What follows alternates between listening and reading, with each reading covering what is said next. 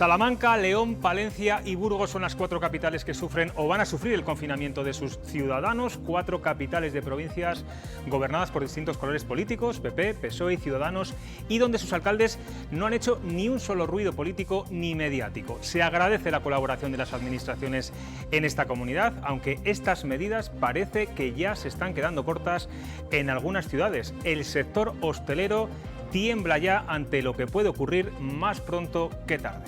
Aquí arranca Cuestión de Prioridades.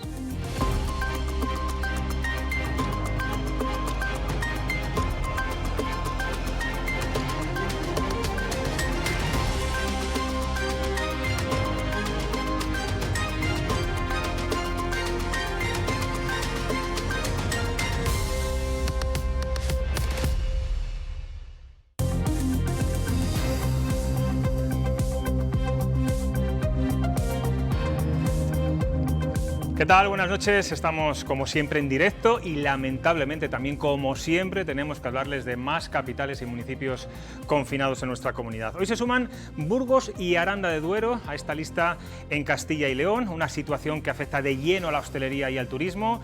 Queremos abrir esta noche el debate de la conveniencia o no de que bares y restaurantes sigan abiertos en la comunidad. Estamos viendo el ejemplo de Cataluña, esta misma tarde Navarra o de ciudades europeas donde la hostelería ha cerrado sus puertas por completo.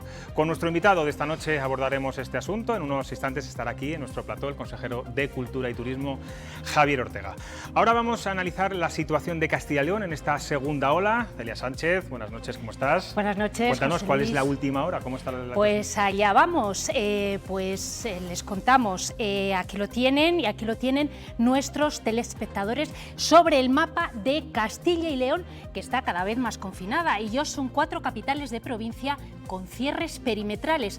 Esto es, más de 600.000 habitantes de esta región sufren restricciones de movilidad. Ponferrada está a un paso, la confirmación llegará en los próximos días. Y las últimas ciudades que se suman a la lista oficial y muy significativas son Burgos y Aranda de Duero. Significativas porque Aranda, por ejemplo, es ya la tercera vez que está confinada, y Burgos porque era un cierre esperado. Durante el fin de semana, lo están viendo en pantalla, y aquí están los datos, se los estamos mostrando, se alcanzaron estas cifras: 559 casos por cada 100.000 habitantes, una positividad del 29%, que casi triplica el umbral permitido, y un 64% de ocupación en la UCI. También durante este fin de semana, Gamonal, el barrio más populoso de Burgos, estaba ya en una incidencia COVID de 785 casos por cada 100.000 habitantes, muy elevada. Con estas cifras, el alcalde de la capital burgalesa no ha ocultado su preocupación, ni mucho menos. La necesidad de ir interiorizando que estamos en una situación muy similar, si no igual, a la de los meses de marzo y abril, y que a pesar de que no hay un estado de alarma, tenemos que actuar como si lo fuera. Celia, el confinamiento en algunas capitales de provincia no está surtiendo efecto e incluso algunas instituciones están pidiendo que se endurezcan más las medidas. Sí, efectivamente. El alcalde de Palencia no ha dudado en pedir a la Junta endurecer las medidas ya impuestas, porque dice no están funcionando. Pero además el delegado territorial ha ido más allá y apunta al cierre total de la hostelería e incluso a aplicar el toque de queda. Va a ser necesaria el estudio, el análisis y la aplicación de nuevas medidas, porque desde luego la situación en la que se encuentra Palencia, pues desde luego es muy grave y muy preocupante. Francia ha aprobado un toque de queda a partir de 1 hora, Alemania está cerrando establecimientos. Pienso que en España también nos veremos obligados a tomar esas decisiones. Los hosteleros, Celia, ya ven las orejas al lobo y prevén más restricciones en sus establecimientos. Exactamente.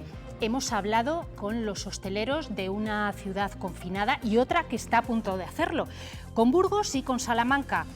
Y esto nos decían. Ya estamos todos en este momento de la vida de resignación, ¿no? que ya todo lo asumimos como algo normal. Pedimos que vengan acompañadas de medidas económicas que den flotabilidad a nuestro sector. Es un tándem que tiene que pedalear junto. No podemos dejar que nuestras empresas entren en un punto de no retorno. Precisamente sobre apoyo económico a hosteleros hemos preguntado a nuestros telespectadores, concretamente si ven necesario que las administraciones ayuden económicamente a este sector. El 46% considera que sí, pero el 54% dice que no es necesario hacerlo. Pues muchas gracias, Celia. Vamos a debatir de este tema y de otros muchos más que tenemos hoy, la actividad política pues bastante ajetreada con nuestros tertulianos. César Pérez Gellida, ¿cómo estás? Estupendamente. Escritor. Isabel Jimeno, redactora jefe de ABC Castilla y León, ¿cómo estás? Hola, buenas noches. Ignacio Fernández Sobrino, director de Onda Cero y de Antena 3 en Castilla y León, bienvenido. Buenas noches, José Luis, que das color a lo gris. Bueno, eso me lo dirán después, Yo siempre digo lo mismo, yo voy de negro, no sé por qué... Por eso mismo. Nuestra corresponsal en Mesetarian Review dice eso, algún día hablaré con ella. Bueno, hemos conocido esta tarde el confinamiento perimetral de toda la comunidad de Navarra, incluso van a cerrar los bares y restaurantes, como ha ocurrido en Cataluña, como está ocurriendo también en varias capitales europeas. Parece que en Castilla y León ese tema nos cuesta hincarle el diente. ¿Creéis que es una buena solución cerrar de inmediato bares y restaurantes, que la hostelería eche el cierre durante 14 días? César. Bueno, es que yo realmente no sé qué criterios científicos hay para dar peso a este tipo de medidas. A mí me da la sensación de que se están tomando soluciones no de cara a la galería, pero sí como por fuerza mayor, ¿no? Y que realmente si se midiera antes y después de tomar estas medidas la incidencia del crecimiento de coronavirus, yo no sé hasta qué punto la hostelería y la restauración es culpable, más allá de que lo sigamos señalando con el dedo como algo, un acto social necesario. Bueno, de hecho, los hosteleros argumentan de que en los bares no hay contagios, que es en el ámbito familiar. Un poco se escudan en eso para que no cierren sus establecimientos. A mí me impresionaba mucho, José Luis, la declaración hoy del jefe de la policía local de Burgos, que ha dicho que ha sido muy duro, que no han podido con ello y que el fin de semana ha sido una gran decepción, porque los jóvenes pensaban quemarlo todo antes de que llegara el confinamiento de Burgos. Esta es la clave de todo. Aquí podemos estar dándole vueltas a mil cosas. París ya no es París, ahora mismo París está cerrado. Bruselas ya no es Bruselas, ahora mismo Bruselas está cerrado. Pero mientras la Universidad de Salamanca, como ha ocurrido esta tarde, haya tenido que confinar a 400 alumnos de los dos colegios mayores más importantes, porque siguen haciendo el tonto en botellones y en todo tipo de fiestas, esto no va a tener solución. Hoy China ya ha declarado una subida del 4% de su Producto Bruto. China ya está curada del coronavirus. Ya hay, he leído esta tarde, colas en los restaurantes de Wuhan para comer. Y mientras tanto aquí todavía no sabemos qué hacer. Y la solución es muy sencilla. O nos damos cuenta de que este virus tiene una solución que depende de todos y cada uno de nosotros, o por más autoridades que se propongan solventar el problema, esto no va a tener Pero ninguna ¿hay que salida. cerrar o no hay que cerrar el sector hostelero en Castilla y León? Yo creo que ese no es el problema y que la solución no pasa ni por el cierre ni por la apertura. La solución es distinta. Isabel, porque es verdad que a los establecimientos hosteleros, a los restaurantes, no va solamente gente joven o universitaria, vamos todos, ¿no? Sí, y creo que se está responsabilizando mucho a la hostelería de manera indirecta al señalar tanto que hay que limitar. Es cierto que tener un bar abierto supone que te incita a salir a la calle, pero ahí está mucho más controlado y lo que tiene que haber es mucha más responsabilidad individual, un concepto que no sigue sin calar. Sobre todo, bueno, por parte de todos, pero muchos jóvenes. Lo que yo no veo normal es que haya jóvenes que siguen llegando a las 8 de la mañana de un domingo. ¿Dónde han estado? Esa responsabilidad individual de jóvenes, de padres y de todos, porque si no ponemos todos de nuestra parte, no vamos a salir de esto. Y cerrar la hostelería afecta mucho más allá del empresario hostelero y a los trabajadores que tiene ese negocio. Mueve muchísima actividad, mueve al transportista, al productor de bebidas, mueve a la agricultura, porque si cierra la hostelería es uno de los grandes consumidores de la agricultura, de los productos agroalimentarios que tenemos en Castilla y León. Los productos agroalimentarios tienen ahora un precio que está por los suelos para el productor, y es que esa gente deje de trabajar, deje de cobrar, significa que van a dejar de consumir en otros sectores, y esto es una cadena. Y si no somos capaces de ser eso lo que decía, responsables, es que esos colegios mayores que han tenido que cerrar, esas fiestas, ese autobús en Sevilla que ha salido, que iban todos de fiesta, yo creo que es que no somos conscientes, y sobre todo jóvenes porque son esas conductas que se ven más, no sé cómo decir, más evidentes, más evidentes y señalables.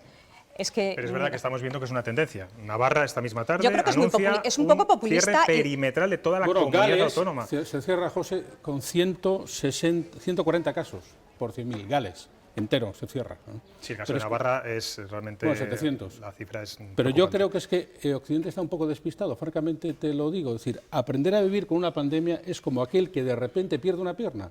Ya no vas a poder correr hasta que no te pongan una prótesis. Este no es un problema ni de sectores ni de territorios, es un problema de actitud. Hoy leíamos en la prensa el testimonio de un chaval que se fue a Marbella de vacaciones y que al volver se contagió. Su madre se contagió y murió, y su padre está muy grave en la UCI. Y él reconoce que fue él el que lo trajo. Por lo tanto, vamos a ver, es decir, acostumbrarse a vivir con la pandemia es vivir de otra manera y no somos conscientes de que esta es una realidad que va a estar con nosotros una larga temporada y no depende de confinamientos territoriales ni de cuestiones políticas. Decía el presidente de los hosteleros de Salamanca que reclamaba ayudas a la Junta, al Gobierno. Ahora preguntaremos al consejero que estará en unos instantes con nosotros.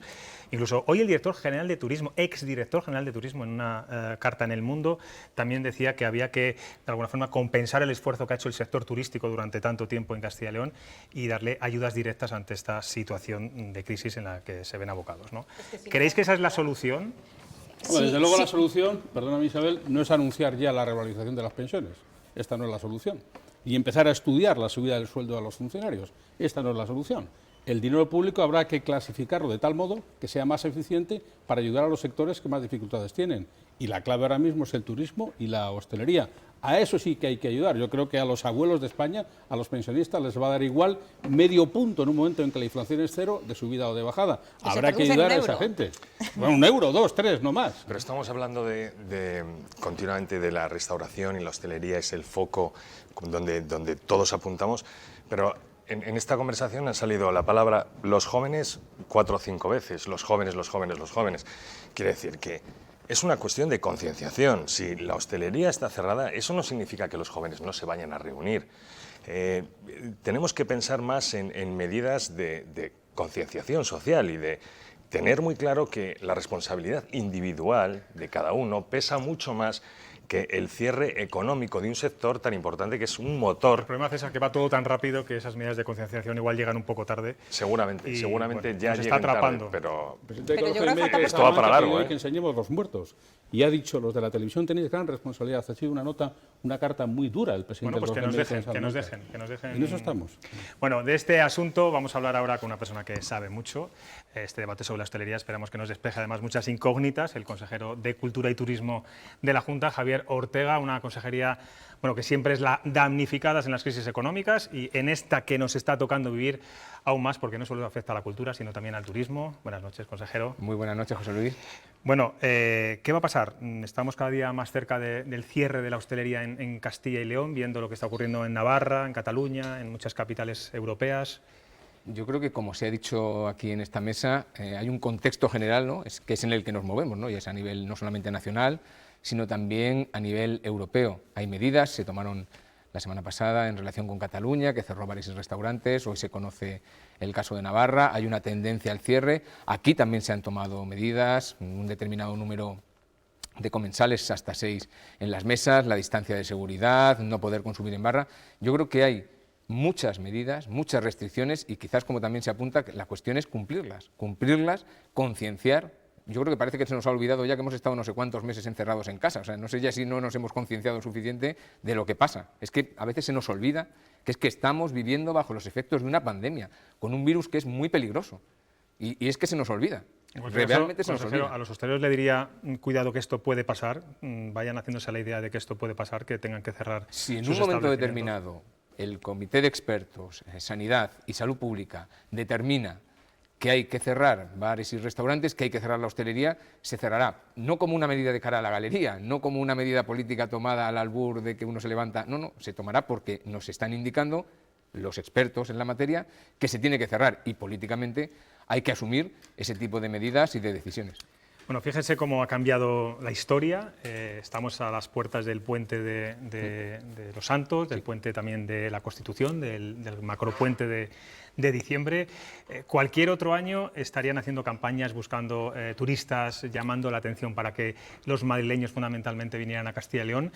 ¿Temen que un posible desconfinamiento, como está previsto a finales de esta semana en Madrid, puede haber una avalancha de turistas que vengan a nuestras provincias? Eso es preocupante ahora mismo para la Junta. Yo creo que los ciudadanos somos responsables, no solamente en Castilla y León, yo creo que también los ciudadanos de Madrid o los ciudadanos de otras comunidades, de esta situación en la que estamos viviendo. En la ciudadanía, nosotros tenemos o estamos interiorizando que hay determinadas cosas que no podemos hacer. Puede que haya algún sector de la población, no todos los jóvenes, no todas las personas mayores, no todas las familias están haciendo determinados comportamientos o se están comportando de una determinada manera que puede perjudicar. En Madrid sabe que eso va a pasar. Puede pasar, entendemos que los ciudadanos tienen que ser responsables. Nosotros hemos pedido por encima de todo responsabilidad individual, eso es lo que hemos pedido por encima de todo y esperamos que eso, ese comportamiento cívico y responsable con el resto de la ciudadanía se cumpla.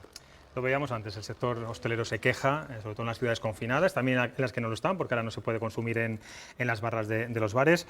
Ustedes han anunciado medidas este fin de semana de ayudas para las estufas, cortavientos en las terrazas, pero ellos piden algo más, piden una especie de plan de rescate con ayudas directas, con medidas de alivio fiscal. ¿Qué les pueden ofrecer en estos momentos? Nosotros ya en abril establecimos, en paralelo a las medidas que tomó Economía y Hacienda y Empleo, lanzamos una serie de medidas desde la propia Consejería con el presupuesto de la propia Consejería.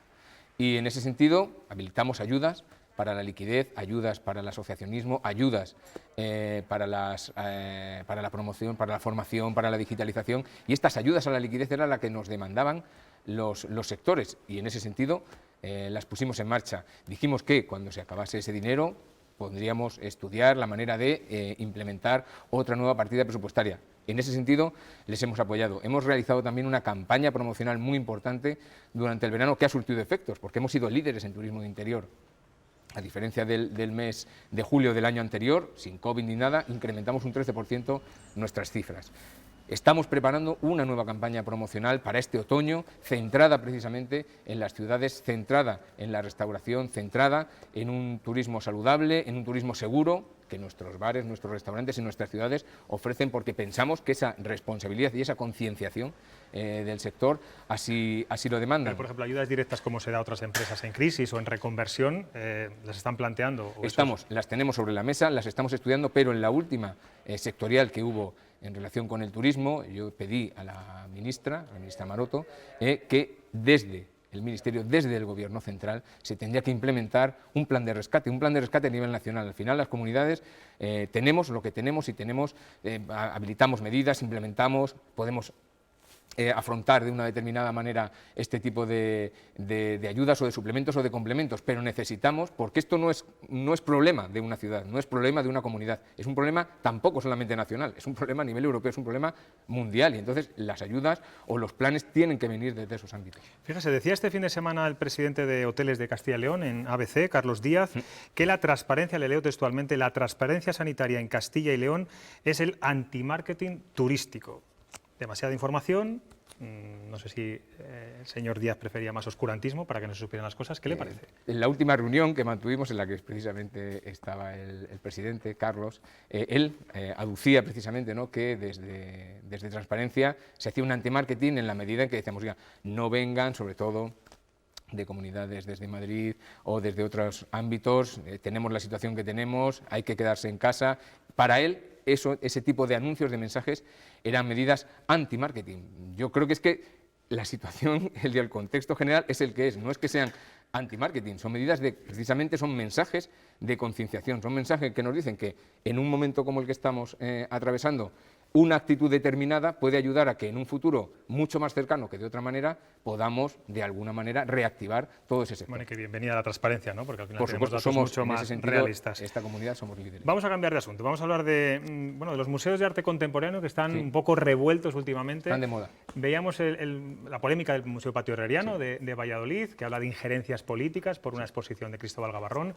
Hoy hemos recibido también una nota de la mesa sectorial, que son las asociaciones de directores de arte contemporáneo del MUSAC. Ellos lamentan la desatención y los recortes tanto de la Fundación Siglo como de la Consejería de Cultura. ¿Qué está pasando? Pues yo he contestado esta mañana precisamente a los medios, esta tarde también lo hemos hecho. En ningún momento ha habido injerencias desde la Consejería con ningún tipo de indicación en cuanto a programación, a lo que se debe o no se debe hacer. En ningún momento ha habido esa injerencia.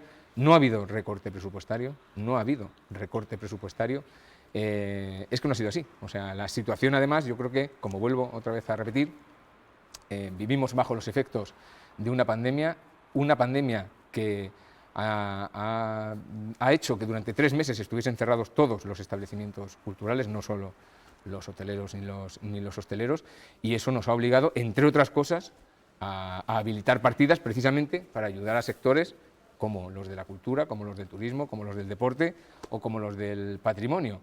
Hemos habilitado esas partidas, hemos estudiado el presupuesto, lo hacemos cada semana, cada 2 semanas, para ver de en qué medida todas aquellas actividades o aquellos programas que no se han podido realizar precisamente por la crisis, podemos aplazarlos, podemos reprogramarlos, y el presupuesto que se ha aprobado ahora este otoño es el que es, no hemos hecho ningún recorte, con lo cual estamos un poco sorprendidos precisamente por eso. De la programación cultural de Castilla y León, es verdad que este verano pues no se ha eliminado ningún gran acto, digamos, sí. Algunos han quedado verdaderamente reducidos a una mínima expresión o online, pero ahí han estado el Fácil, ha estado la Feria de Teatro de Ciudad Rodrigo, el Festival de Circo, incluso Soria Gastronómica en estos momentos. La programación online ha venido para quedarse y no sé si existe el riesgo de que esto impida el acceso aún mayor a la cultura.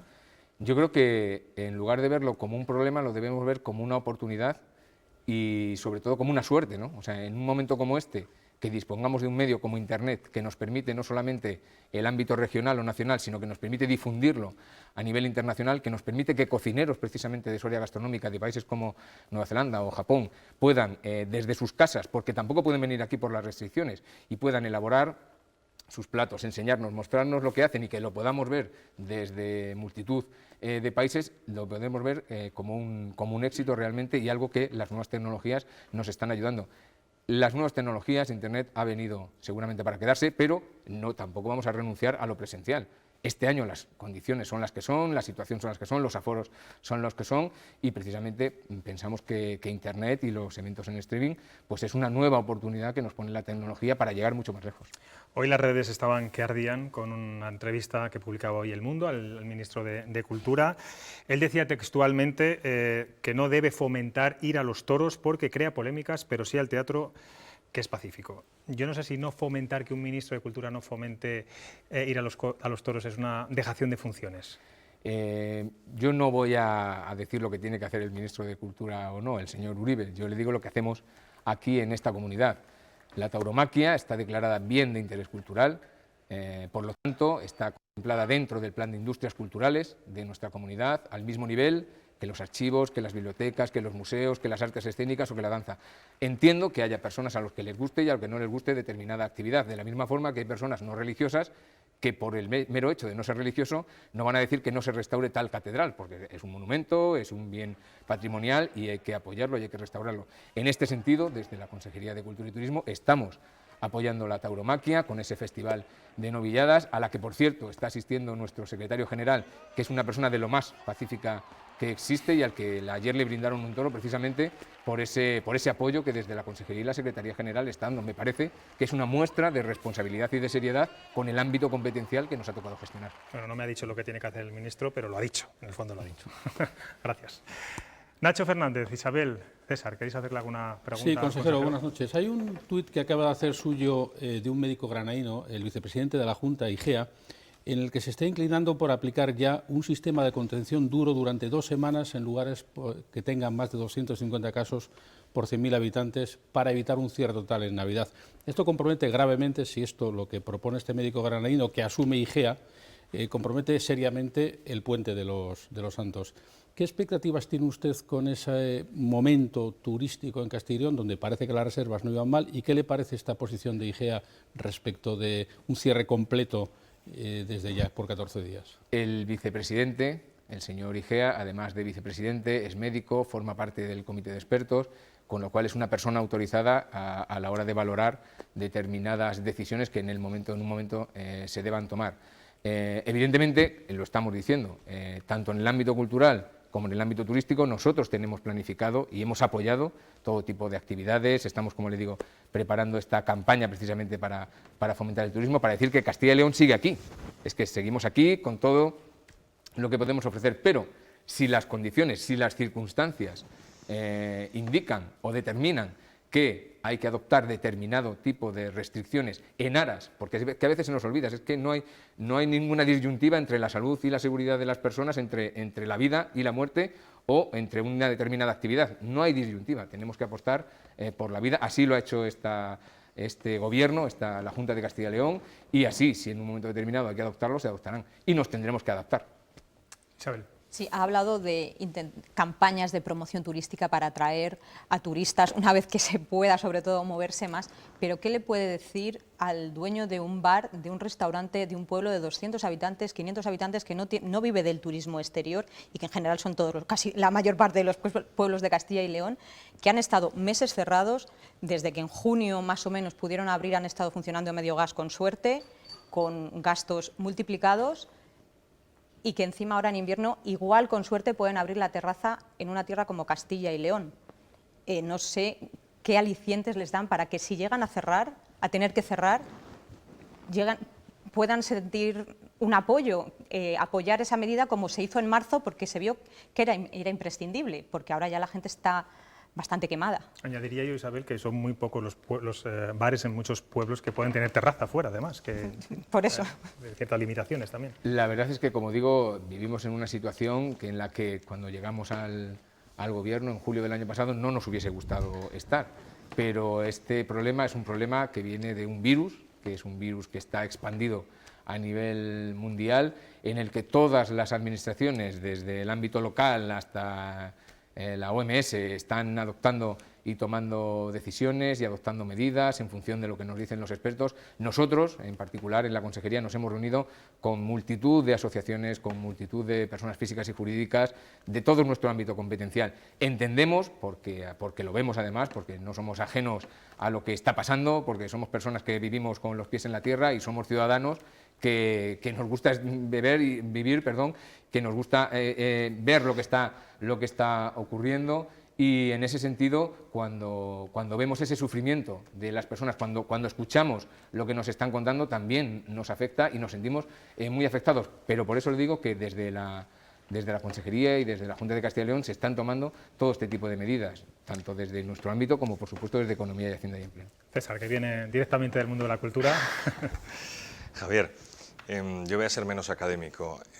Has citado varias veces al comité de expertos y yo tengo muchísima curiosidad, y estoy seguro que los espectadores también, en saber quiénes lo conforman y cómo sería una jornada de trabajo de este comité de expertos frente a la responsabilidad de tomar decisiones que afectan a motores económicos de la comunidad y que al final repercute en las economías y en el día a día, en la cotidianidad de las personas. Entonces, que nos dé unas pinceladas sobre cómo funciona este comité de expertos. El comité de expertos, con el que el Consejo de Gobierno se ha reunido 2 veces, la semana pasada creo recordar, y como otras 2 o 3 semanas anteriores, está formado por profesionales sanitarios, profesionales de la sanidad, de atención primaria, de distintas especialidades, que están trabajando día a día en los hospitales, ¿Tienen expertos económicos en ese comité? ¿Sería bueno que hubiera una combinación de ambos? Bueno, en principio ellos en lo que nos aportan son sus pareceres, sus criterios,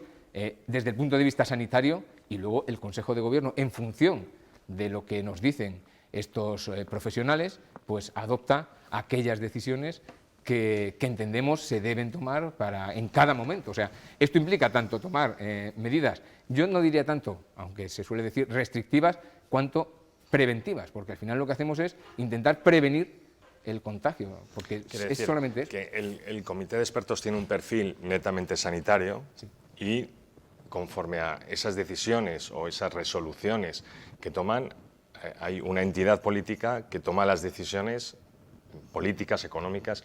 Quiere decir que la última decisión no la tiene el comité de expertos, sino Ustedes. El Consejo de Gobierno. El Consejo de Gobierno. ¿Para usted ha sido frustrante llegar a la Consejería de Cultura y no poder hacer cultura, no poder hacer turismo? Pues llegar con la ilusión que llega uno a esta responsabilidad, con una planificación, con una estrategia, con un equipo además formidable, maravilloso, implicado, trabajador, muy profesional, muy humano, muy buena gente, muy buenas personas, y con todo ese despliegue, ¿no?, en los distintos ámbitos competenciales, en las 4 ramas que tenemos, empezar a preparar el presupuesto de 2020 y ver, en primer lugar, que no hay presupuesto estatal, que no hay techo de gastos, eso ya es un principio frustrante. Pero cuando llega esta pandemia, las medidas que hay que tomar, cómo afectan, porque es que realmente en esta consejería es muy, muy importante el grado de afectación que tienen estas medidas. Estamos hablando de la cultura, de los teatros, los cines, estamos hablando del turismo, estamos hablando del patrimonio y del deporte. Bueno, pues le entonces, quedan 3 años de legislatura, a ver si puede desarrollar con normalidad estas actividades, tanto culturales como turísticas, y bueno, volvemos a la normalidad. Gracias, consejero, por estar aquí en Cuestión de Prioridades. Muchísimas gracias a vosotros por la invitación. Gracias. Nos tenemos que ir a publicidad. A la vuelta seguimos aquí analizando más temas de la agitada vida política. No se vayan.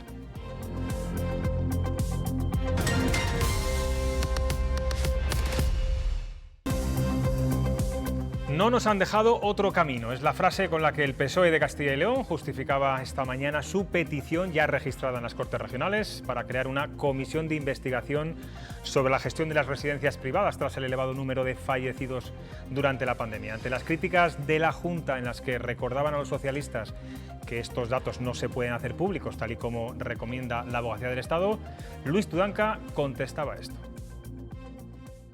Nosotros no queremos los datos personales de los que han fallecido o de los que se han contagiado en cada una de las residencias. No, eso no aporta nada, pero sí queremos saber todo lo demás. La Junta de Castilla y León lo que está haciendo es manipular con las peticiones de informe lo que le contestan en esos informes. Esa actitud infantil y desleal del Partido Socialista de Castilla y León, y especialmente del señor Tudanca, deviene en irresponsable. Porque irresponsable es intentar obtener rédito político del sufrimiento y la muerte. Bueno, es una comisión de investigación que en principio no va a salir adelante porque no tiene los apoyos ni del Partido Popular ni de Ciudadanos. Pero os pregunto, o te pregunto a ti, Isabel, que tú has ido a muchas comisiones de investigación en las Cortes, parecen como muy grandilocuentes, muy graves. ¿Tienen algún efecto después? ¿Sirven para algo? Pues mira, yo recuerdo la primera comisión de investigación que viví periodísticamente, fue en Segovia, sobre unos mini pisos que hubo, y ahí escuché una frase y que se ha hecho cierta a lo largo de estos años. Si quieres saber qué no pasó, abre una comisión de investigación. Eso es para lo que sirve. Es una manera de llamar la atención, es una manera muy llamativa, deslumbrante, de decir, parece que vamos a juzgar aquí no sé a quién, y sobre todo, a todos nos gustaría saber si algo se hizo mal, qué se hizo mal, para no repetirlo en una situación tan impredecible como fue la pandemia y cómo afectó a las residencias de ancianos, sobre todo porque cuando se decretó el estado de alarma el virus estaba dentro. Como Pero es verdad que es el único instrumento que a veces tiene la oposición, ¿no? Para llamar la atención. Bueno, pues para llamar la atención, que es una estrategia política totalmente... Sí. Habría otra opción también, sería trabajar. Es un poco más costoso, lleva más tiempo, requiere más es más sencillo dar una rueda de prensa. Yo sé que cuando me sacas estos asuntos parlamentarios me acuerdo mucho de la orquesta del Titanic, que seguía tocando a la vez que se hundía el barco, pero si es que la pandemia todavía no ha terminado. Por tanto, ¿qué vamos a investigar por una institución que además sería juez y parte? Porque los partidos que componen estas comisiones de investigación ya han tomado la decisión de qué van a hacer antes de que la comisión La conclusión está termine. hecha, está dicha. Y por otro lado, Isabel, yo creo que el problema, ya lo dijeron los latinos, César, primum vivere deinde filosofare. Vamos primero a mantener a nuestra gente viva y cuando esta pandemia acabe, con una institución independiente, una auditoría bastante, vamos a evaluar lo que ha hecho España y lo que ha hecho Occidente. Yo entiendo pero esto es que la oposición se tiene que entretener. Esta es nuestra idiosincrasia, nuestra forma de hacer política en este país.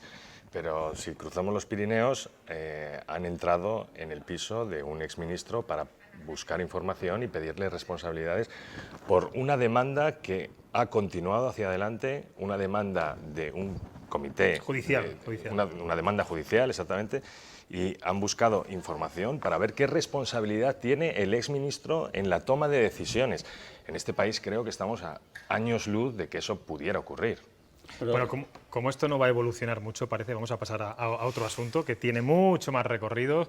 Después de 2 semanas de tiras y aflojas entre el Partido Socialista y el Partido Popular, a cuenta de la renovación del Poder Judicial, hoy Pablo Casado ha anunciado una propuesta que socialmente nadie puede rechazar, aunque muchos dirán que a buenas horas. El Partido Popular quiere despolitizar la justicia y que los jueces elijan a los jueces. Algo obvio, pero que a día de hoy no es así. Lo que queremos desde el Partido Popular es cumplir el mandato constitucional, que los jueces elijan a los jueces. Ha optado, sin embargo, por comportarse como un partido antisistema que niega la legitimidad democrática del gobierno de la nación. Por cierto, muy duro Ábalos, es algo que no recrimina ni siquiera a los independentistas catalanes, ni a Bildu, ni por supuesto, cuando habla de antisistema, pocas veces le he oído al PSOE hablar así de Podemos, ¿no? Pero ya lo dijo Pedro Sánchez el otro día en el debate parlamentario, ya les llamo antisistema. Tiene que repetir, ¿no? Claro. Seguramente todos han estado hablando con la boca pequeña. Recordemos algunos WhatsApp que envió gente del Partido Popular cuando se trataba de la renovación de los órganos judiciales, explicando cómo quedaba el geosistema. Lo hizo Cosidó. Se equivocó, y dice que se equivocó, pero probablemente ponía de manifiesto lo que estaba ocurriendo dentro. Ningún político quiere dejar de controlar aquello que le concierne en el entorno. Lo que hay que hacer es respetar la Constitución, cosa que no ha hecho el pacto entre el Partido Socialista y Unidas Podemos, y en eso el Partido Popular tiene razón. De hecho, Ábalos decía hoy que no se puede llevar a cabo esta medida porque supondría, y leo textualmente, sustraer a la soberanía popular un poder del Estado y corporativizarlo. Bueno, al fin y al cabo está diciendo eso, ¿no? Esto lo tenemos nosotros que seguir controlando quién está en el Consejo de Poder Judicial, porque si no se corporativiza y puede tener otros derroteros, ¿no? Bueno, yo creo que tiene mucho que ver con el juego político de tener todos los instrumentos de poder más cerca del partido. Para mí es muy sintomático la obsesión que tiene el Partido Popular con que Podemos no participe en absoluto de esto, ¿no? Es como una condición excluyente y a lo mejor jurídicamente tienen razón, que es un asunto de partidos, no es un asunto de formación de gobierno, y el hecho de que el Partido Socialista haya querido gobernar en una cogobernanza con Podemos es asunto suyo, ¿no? Pero el hecho es que parece como muy claro que lo que no quiere el Partido Popular es que Podemos esté cerca de nada que tenga que ver con el Poder Judicial, ¿no? Como si hubiera hay un estalinismo implícito que, bueno, yo creo que es algo que habría que tomarlo con muchísima más ternura, si quieres. Y no tiene ninguna razón el Partido Popular. Podemos un partido legítimo, que tiene parlamentarios legítimos, que tiene una posición democrática legítima, y tú no les puedes excluir. Pero vamos, está igual Radio y Televisión Española, está igual la Comisión Nacional del Mercado de Valores. El Defensor del Pueblo lleva en funciones ni se sabe el tiempo. En la práctica, institucionalmente, el país está bloqueado, y todo por postureos ideológicos políticos que solo les convienen a los partidos. Esto hay que decirlo, que la gente lo sepa. En realidad lo que están ventilando son sus propias identidades. En absoluto están pensando en el bien común de la gente. Eso es lo más lamentable, que no estén pensando en el bien común, sino en ellos mismos, y es la imagen que están dando, sobre todo porque esa propuesta, antes de la propuesta del Partido Popular, esto viene por la que presentaron PSOE y Podemos en el Congreso para una reforma a la hora de elegir, que creo que no hay que perder de vista cuando se presentó. Cuando Pablo Iglesias, vicepresidente de ese gobierno en coalición, está a un paso de poder ser juzgado. Entonces, creo que no hay que perder de vista el contexto. Y lo de que despolitizar la justicia, hombre... Que es algo que, por cierto, siempre hablamos cada vez que hay que renovar el Consejo General de Poder Judicial. Sí, pero bueno, la Constitución lo ampara, porque fija cómo hay que elegir a esos jueces. Lo que creo que debería estar claro, y considero que un juez actuará impartiendo justicia, no ideología. En general actúan todos estos, Isabel, como partidos, esta tarde lo pensaba, partidos marxistas, en el término de Marx, que decía aquello de, estas son mis ideas, pero si no le gustan tengo otras, pero Groucho Marx. Groucho Marx. Al final, el problema radica en que los partidos establecen cosas de conveniencia. Es espectacular qué poco aguanta Pedro Sánchez la videoteca. Lo decía mucho antes, ¿no? Cada uno que profese la religión que sea, y el que no sea católico a la hoguera. Si es así, si esto es hacer política, es muy antiguo. Lo que pasa es que nos estamos agarrando a fórmulas que yo creo que deberían estar ya muy superadas, pero muy superadas por la población, y no admitirlas, porque somos nosotros los que no tenemos que admitir que realmente los partidos políticos estén haciendo y deshaciendo conforme a lo que a ellos les conviene. Y mientras tanto, además, la imagen que estamos dando en Europa. Esa es la cosa. Yo creo que a esta gente les tenemos que pagar por llegar a acuerdos, no por generar desacuerdos. Ha llegado un momento de la civilización tan terrible en plena pandemia que su obligación es buscar soluciones conjuntas y estar con el culo pegado a la silla y no levantarse hasta que no las hayan terminado. Y ellos parece que interpretan lo contrario, que son más machotes políticamente cuanto más bronca montan, pensando que a la afición le gusta eso. Y yo creo que hay cierta afición que sí le gusta eso, como en el circo cuando los gladiadores, pero en general la gente está hasta las gónadas los de aguantar. espectáculos que hemos asistido hace muy poco en el Parlamento, a mí me parece lamentable. Lamentable que tenga que intervenir la moderadora cada vez que interviene un parlamentario. No puede ser que se comporten así como nos podemos comportar cuatro amigos quitándonos la palabra con unas cervezas delante. No puede ser, porque son nuestros representantes, son las personas que toman decisiones por nosotros. Eso es inadmisible. ¿Veis algún tipo de vinculación en todo esto con la moción de censura de Vox? Es decir, que el Partido Popular esté buscando un lugar en el que a veces está un poco perdido y tener una posición muy firme para, bueno, ante la semana complicada que le viene encima a partir del miércoles, cuando se debate, y el jueves también la moción de censura en el Congreso de los Diputados? De todos modos, José, yo he instalado en mi heterodoxia esta noche, a mí me parece obsceno que a 5.000 pavos al mes la pieza, esta gente, muriéndose de 200 en 200 españoles, dediquen el miércoles, el jueves a bla, bla, bla, a ponerse a parir por una cosa que es paná. ¿Cuánto cuesta eso? Y sobre todo en términos de vida. Si tan talentosos son como parecen... Pues estamos hablando de que es un pleno monotema. Monotema, decir, a 5.000 pavos por culiparlante. Esta es la realidad, y esto nos lleva a que cuando tú estás a las 9 de la mañana pensando cómo pagas el IAE de ese mes, viendo en la tele a un fulano cascando ovadas, automáticamente hacemos un sentimiento de desafección, inmerecido por la democracia, es un sistema excelso, pero necesitado de una regeneración de gente que en la política sepa que se viene a trabajar, no a discutir. Pero es que creo que a la política lo que les falta, perdón, es trayectoria profesional, y llegar a la política con cierta experiencia, no solo en la política, sino en la vida, porque creo que es lo que les está faltando.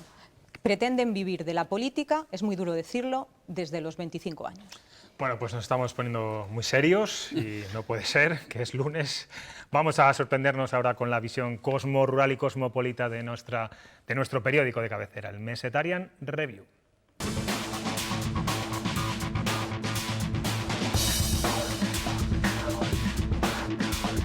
Buenas noches, José Luis. ¿Quedas color a lo gris?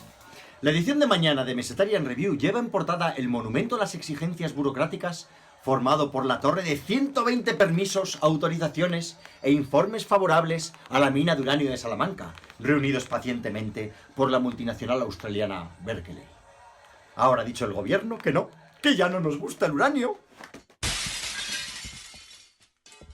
Hasta en Australia saben ya que lo verdaderamente radiactivo en España no es el uranio, sino la inseguridad jurídica. En Mesetarian Review, nuestro horizonte eres tú. Bueno, plena actualidad, como siempre, el Mesetarian Review. Se nos termina el tiempo. César Pérez Gellida, muchas gracias por estar aquí. Un placer. Isabel Jimeno. Gracias. Nacho Fernández. Buenas Ignacio noches. Fernández, que empieza llamándote Ignacio y luego paso a llamarte Nacho. No puede ser. Son demasiados años llamándome por mi nombre. Sí, es verdad. Bueno, pues venga, yo te voy a llamar Nacho a partir de ahora. Y a ustedes nada, les vemos a partir de mañana, como siempre, a las 9:30 aquí en Cuestión de Prioridades. Hasta mañana.